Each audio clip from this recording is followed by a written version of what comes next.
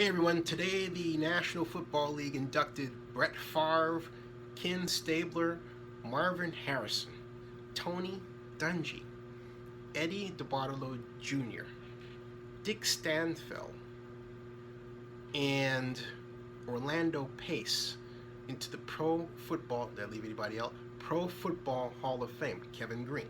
8 inductees into the Pro Football Hall of Fame.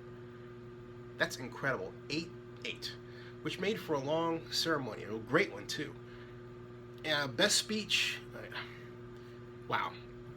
I would say between Tony Dungy for historic reference and Brett Favre for just raw emotion, you'd have to put those as a tie, because Tony Dungy did something that needed to have been done. He cited the 10 African Americans who were assistant coaches at the time he became a coach, at the time that he entered the league as a player in 1977. 10. That's right, 10. They're now over 200. And Dungy, by doing that, said that those men, like for example Jimmy Ray, never talked about how hard it was, never talked about the problems, they just simply worked hard.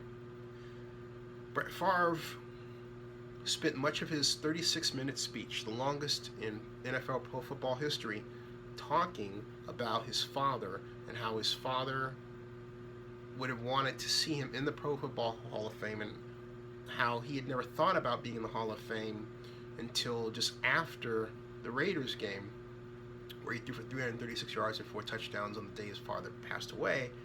And after that, he committed himself, he being Brett Favre, to making sure that he was in the Pro Football Hall of Fame. Very moving speech. And Tony Dungy, just excellent. Marvin Harrison, who barely talks, gave a fantastic speech. Kevin Green saluted our troops and the men and women in blue and the armed forces. And